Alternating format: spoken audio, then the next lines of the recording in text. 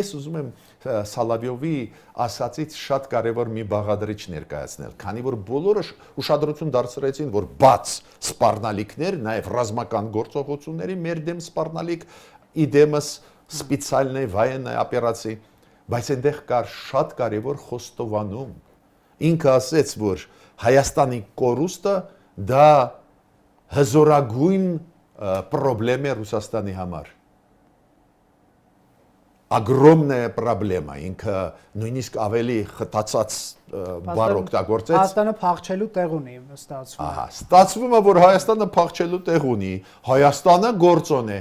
բայց պրոռուսական ընդդիմությունը Հայաստանում, պրոռուսական ԶԼՄ-ները, չէ, Ռուսաստանի քարոզչությունն են միջև հիմա տանում, ասում են դու ինչ հետաքրքրություն ունես, պետք է